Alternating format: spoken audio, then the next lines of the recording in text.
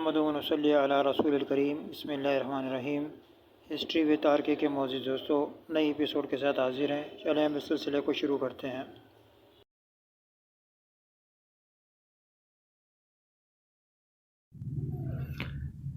رات کا وقت تھا۔ ناجی اپنے کمرے میں دو معتمد جونیئر کمانڈوں کے ساتھ بیٹھا شراب پی رہا تھا۔ دو ناچنے والیاں سازوں کی ہلکی ہلکی موسیقی پر مستی میں آئی ہوئی ناگنوں کی طرح محصور کن اداؤں سے رقص کر رہی تھیں۔ ان کے پاؤں میں گھنگرو نہیں تھے، ان کے جسموں پر کپڑے صرف اس قدر تھے کہ ان کے سطح ڈھکے ہوئے تھے۔ اس رقص میں خمار کا اثر تھا۔ اتنے میں دربان اندر آیا اور ناجی کے کان میں کچھ کہا۔ ناجی جب شراب اور رقص میں مہو ہوتا تھا تو کوئی بھی مخل ہونے کی جرات نہیں کر سکتا تھا۔ صرف دربان کو معلوم ہوتا تھا کہ کون سا ضروری کام ہے جس کی خاطر ناجی عیش و طرب کی محفل سے اٹھا کرتا ہے، ورنہ وہ اندر آنے کی جرات نہ کرتا۔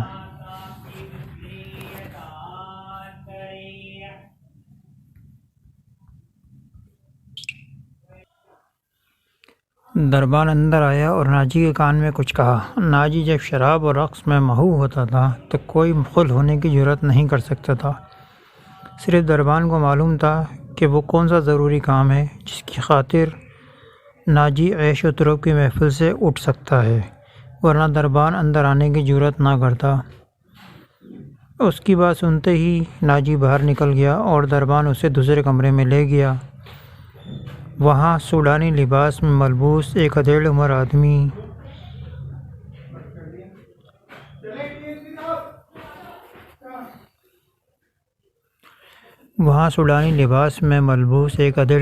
بیٹھا تھا۔ اس کے ساتھ ایک نوجوان لڑکی تھی۔ ناجی کو دیکھ کر وہ اٹھی۔ ناجی اس کے چہرے اور قد کاٹ کی دلکشی دیکھ کر ٹھٹک گیا۔ وہ عورتوں کا شکاری تھا۔ اسے عورتیں صرف اپنے عیاشی کے لیے درکار نہیں ہوتی تھیں، ان سے وہ اور بھی کئی کام لیا کرتا تھا، جن میں ایک یہ تھا کہ وہ نہایت خوبصورت اور عیار لڑکیوں کے ذریعے بڑے بڑے افسران کو اپنی مٹھی میں رکھتا تھا، اور ایک کام یہ بھی تھا کہ وہ انہیں امیروں اور وزیروں کو بلیک میل کرنے کے لیے استعمال کرتا تھا، اور ان سے وہ جاسوسی بھی کراتا تھا۔ جس طرح قصاب جانور کو دیکھ کر بتا دیتا ہے کہ اس کا گوشت کتنا ہے، اسی طرح ناجی لڑکی کو دیکھ کر اندازہ کر لیا کرتا تھا کہ یہ کس کام کے لیے موزوں ہے۔ لڑکیوں کے بیپاری اور بردہ فروش اکثر ناجی کے پاس مال لاتے رہتے تھے۔ یہ آدمی بھی ایسے ہی بیپاریوں میں سے لگتا تھا۔ لڑکی کے متعلق اس نے بتایا کہ تجربہ کار ہے اور ناچ بھی سکتی ہے، اور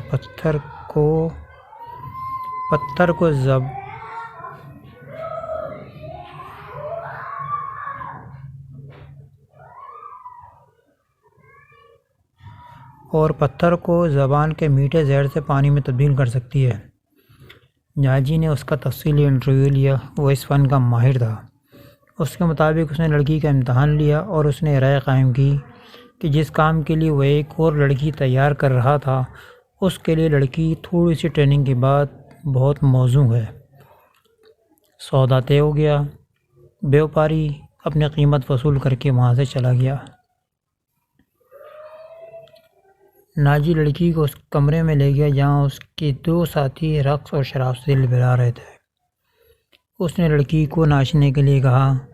لڑکی نے جب چوغا اتار کر جسم کو دو ہی بل دیے تو ناجی اور اس کے ساتھی تڑپ اٹھے۔ پہلے دونوں ناچنے والیوں کے رنگ پھیکے پڑ گئے۔ اس نئی لڑکی کے سامنے ان کی قدر و قیمت کم ہو گئی تھی۔ ناجی نے اسی وقت محفل برخاست کر دی اور اس لڑکی کو اپنے پاس بٹھا کر سب کو باہر نکال دیا۔ لڑکی سے نام پوچھا تو اس نے زکوئی بتایا۔ ناجی نے کہا، زکوئی، تمہیں یہاں لانے والے نے بتایا تھا کہ تم پتھر کو پانی میں تبدیل کر سکتی ہو۔ میں تمہارا یہ کمال دیکھنا چاہتا ہوں۔ وہ پتھر کون ہے؟ زکوئی نے پوچھا۔ نیا امیر مصر، ناجی نے جواب دیا، اور وہ سالار اعظم بھی ہے۔ صلاح الدین ایوبی؟ زکوئی نے پوچھا۔ ہاں، صلاح الدین ایوبی، ناجی نے کہا۔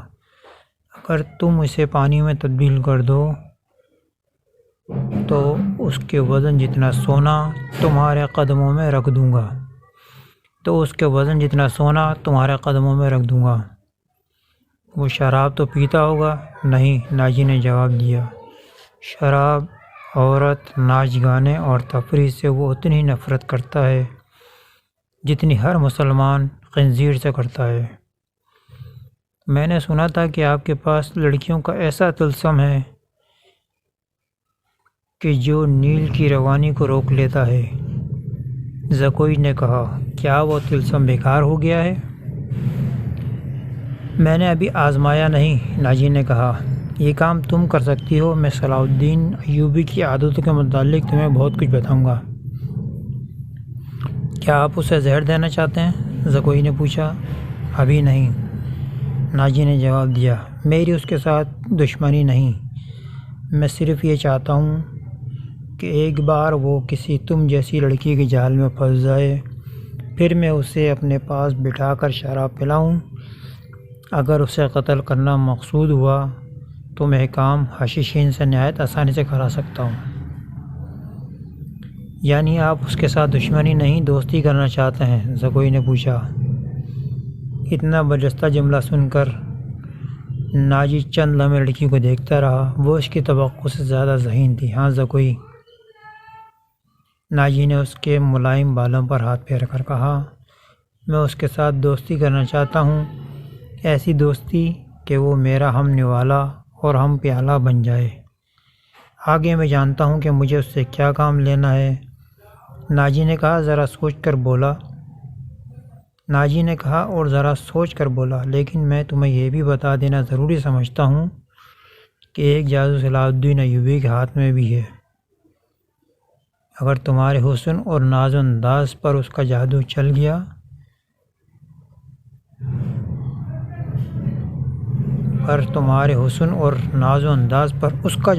گیا تو میں تمہیں زندہ نہیں رہنے دوں گا، اور اگر تم نے مجھے دھوکہ دیا تو تم ایک دن سے زیادہ زندہ نہیں رہ سکو گی۔ صلاح الدین ایوبی تمہیں موت سے نہیں بچا سکے گا۔ تمہاری زندگی اور موت میرے ہاتھ میں ہے۔ تم مجھے دھوکہ نہیں دے سکو گی، اس لیے میں نے تمہارے ساتھ کھل کر باتیں کی ہیں، ورنہ میرے رتبے اور حیثیت کا آدمی ایک پیشہ ور لڑکی کے ساتھ پہلی ملاقات میں ہی ایسی باتیں کبھی نہ کرتا۔ یہ آپ کو آنے والا وقت بتائے گا کہ کون کس کو دھوکہ دیتا ہے۔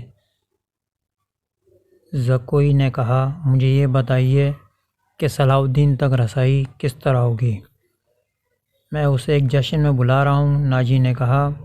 اسے رات اپنے ہاں رکھوں گا اور تمہیں اس کی خوابگاہ میں داخل کروں گا۔ میں نے تمہیں اسی مقصد کے لیے بلایا ہے، آگے میں سنبھال لوں گی۔ تو ہسٹری کے تارکے کے دوستوں، دیکھیں صلاح الدین ایوبی کو کس طرح جال میں پھنسایا جا رہا ہے اور کس طرح آگے اس طرح کے مزید جال ان کے اوپر پھینکے گئے، مگر انہوں نے ان تمام جالوں کو ناکام بنایا، دشمن کی چالوں کو ناکام بنایا، اور ایک طویل عرصے تک طویل جد و جہد کے بعد بیت المقدس کو بالآخر آزاد کروایا۔